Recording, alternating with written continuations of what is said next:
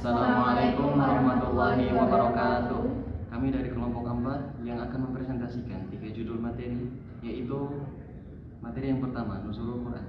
Materi yang kedua, Asbabun Nuzul. Materi yang ketiga, Ilmu Makiyah dan materinya. Langsung saja ke pembahasan materinya.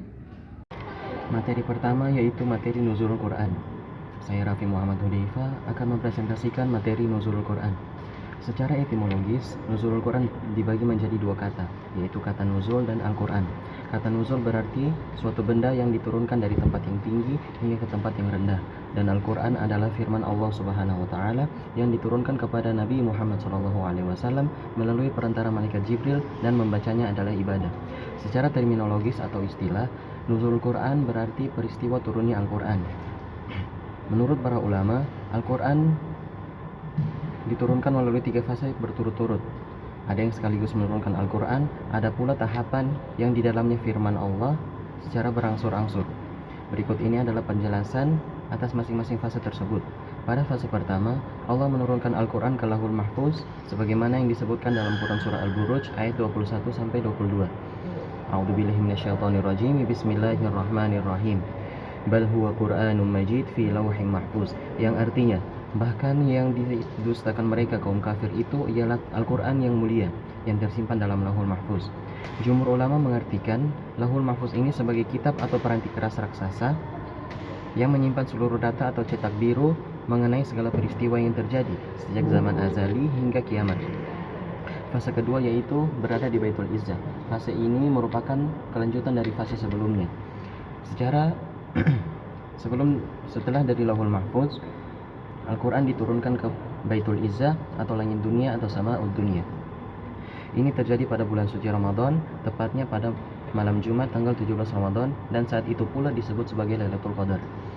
Tapi dalam riwayat lain, Nabi SAW mengatakan bahwa jatuhnya Lailatul Qadar itu pada 10 malam terakhir di bulan Ramadan, sebagaimana diriwayatkan yang artinya, maka carilah oleh kalian pada 10 malam terakhir Ramadan. Hadis riwayat Muslim. Akhirnya, tibalah pada fase terakhir, yaitu Al-Quran diturunkan melalui perantara malaikat Jibril kepada Nabi Muhammad SAW secara berangsur-angsur, yakni dalam kurun waktu sekitar 22 tahun, seperti yang dijelaskan pada Quran surah Asy-Syu'ara ayat 193-195. A'udzubillahi minasyaitonirrajim. Bismillahirrahmanirrahim. Nazala bihir ruhul amin ala qalbika litakuna minal mundzirin bilisanin arabiyyin mubin, yang artinya yang dibawa turun oleh Ar-Ruhul Amin atau Jibril ke dalam hatimu Muhammad agar engkau termasuk orang yang memberi peringatan dengan bahasa Arab yang jelas.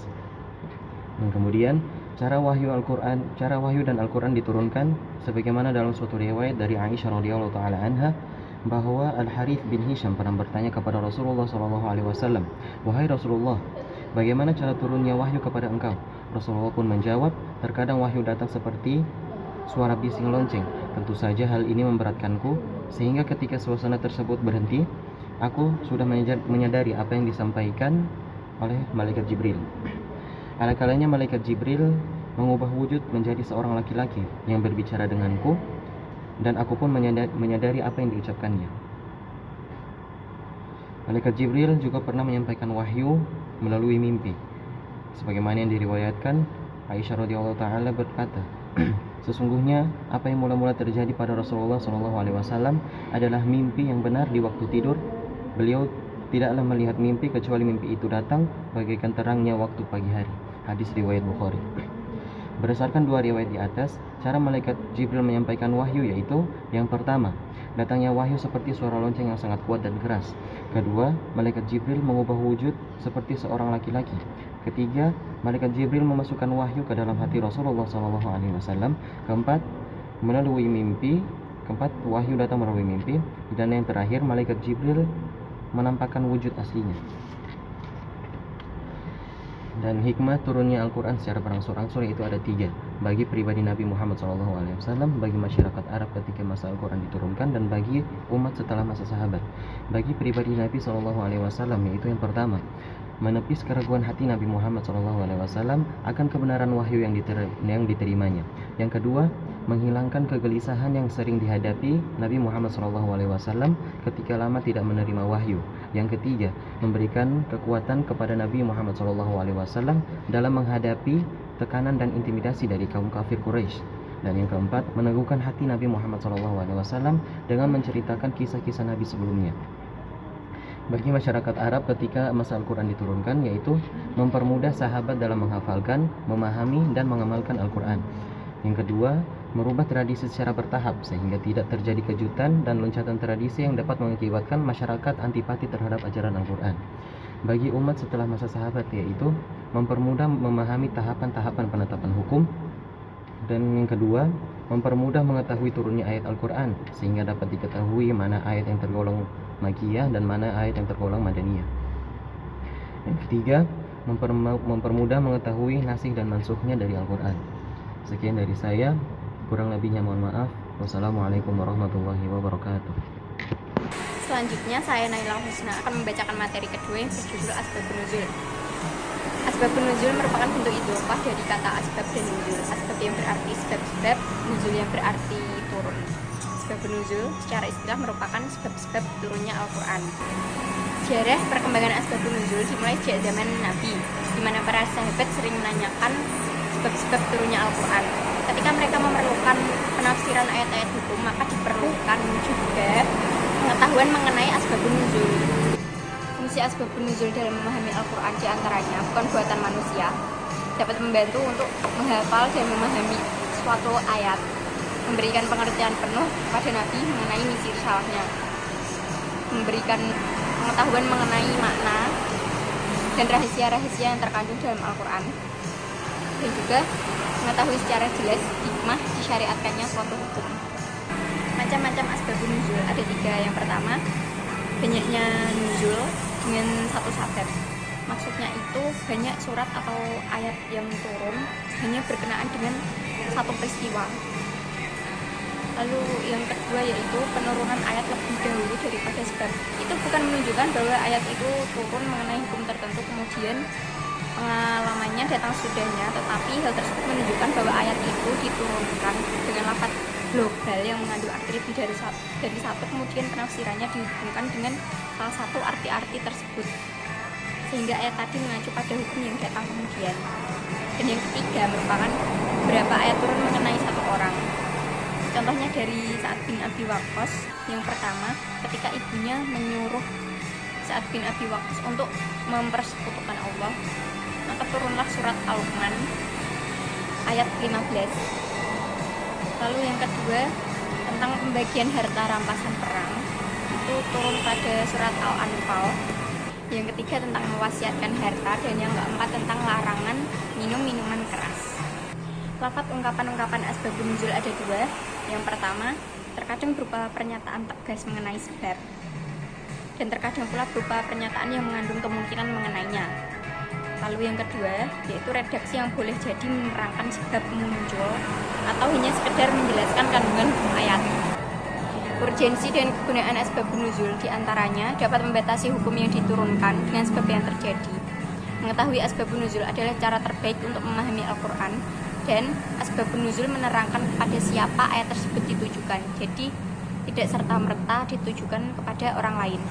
Lalu ada kegunaan lain dalam dunia pendidikan yang manfaatnya itu sangat besar, misalnya sebagai pengantar dalam memulai pelajaran. Dengan demikian pelajaran akan mudah ditangkap dan lebih berkesan. Dengan kisah yang menarik akan dapat menimbulkan minat di hati siswa, dan pada gilirannya menimbulkan minat untuk mempelajari ayat-ayat Al-Quran. Kesimpulannya, asbabun nuzul merupakan suatu kejadian yang melatar belakangi turunnya ayat-ayat Al-Quran dalam rangka menjawab, menjelaskan, dan menyelesaikan masalah-masalah yang timbul dari kejadian tersebut. Asbabun nuzul juga merupakan sejarah yang memberikan keterangan-keterangan untuk melakukan perintah Allah. Jadi saya di sini akan mempresentasikan makalah yang berjudul Ilmu Makkiyah dan Madaniyah. Makkiyah adalah ayat yang diturunkan di Mekah dan wilayah sekitarnya seperti Hudaybiyah, Mina, dan Arafah. Begitu juga ayat Madaniyah adalah ayat turunkan di Madinah. Berikut ini adalah ciri-ciri surat Makkiyah dan surat Madaniyah. Ciri-ciri surat Makkiyah. Setiap surat yang terdapat di dalamnya lafaz kalla adalah surat Makkiyah. 2. Setiap surat yang di dalamnya mengandung sajadah adalah surat Makkiyah. 3. Setiap surat yang dibuka dengan huruf alfabet adalah surat Makkiyah, seperti alif, lam, mim, ro, ha.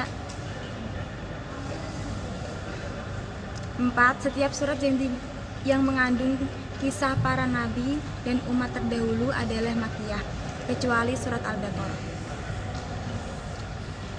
5. Setiap surat yang mengandung kisah Adam dan Iblis adalah Makkiyah, kecuali surat Al-Baqarah.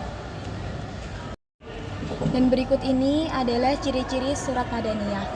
Setiap surat yang berisi kewajiban atau sanksi adalah Madaniyah. 2. Setiap surat yang disebut di dalamnya tentang orang-orang munafik dan keadaan mereka, kecuali surat Al-Ankabut. Ini termasuk surat Makkiyah, kecuali 11 ayat dari awal termasuk dalam golongan Madaniyah. 3. Setiap surat yang di dalamnya terdapat izin untuk berjihad serta penjelasan tentang hukum-hukum jihad. 4. Setiap surat yang di dalamnya terdapat dialog dengan ahli kitab. Cara menetapkan surat Makkiyah dan Madaniyah. Para ulama menetapkan ada 3 metode untuk menentukan ayat Makkiyah dan Madaniyah dalam Al-Quran berdasarkan riwayat para sahabat, yaitu 1. Memakai acuan waktu sebagai penanda Makkiyah dan Madaniyah. Sebagian ulama mengartikan Makkiyah adalah setiap ayat Al-Quran yang diturunkan sebelum Nabi hijrah dan menetap di kota Madinah. Sedangkan Madaniyah adalah setiap ayat Al-Quran yang diturunkan setelah Nabi hijrah dan menetap di kota Madinah. 2. Memakai acuan tempat sebagai penanda Makkiyah dan Madaniyah. Dari pendapat ini, sebagian ulama mengelompokkan ayat yang turun di daerah Mina sebagai ayat Makkiyah. Hal ini melihat dari letak geografi tanah Mina yang lebih dekat dengan kota Mekah. Begitu juga ayat yang turun di sekitar Gunung Uhud sebagai ayat Madaniyah.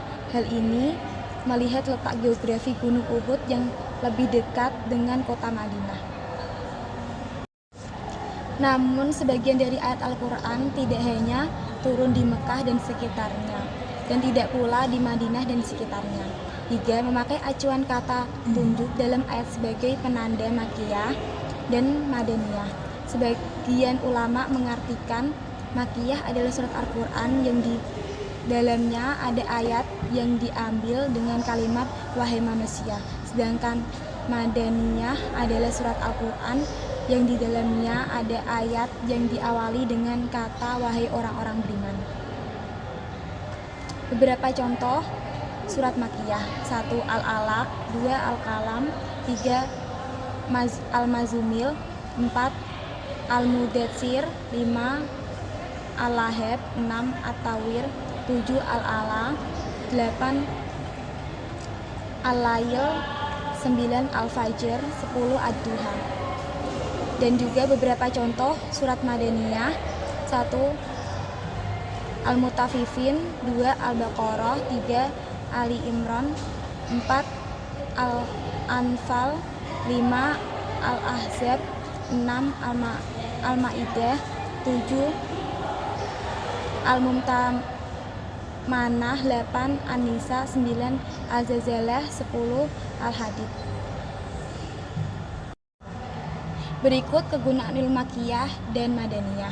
Dengan ilmu ini kita dapat membedakan dan mengetahui ayat yang mana merupakan mansukh dan nansih, yakni apabila terdapat 2 ayat atau lebih mengenai sesuatu masalah, sedang hukum yang terkandung di dalam ayat-ayat ini bertentangan.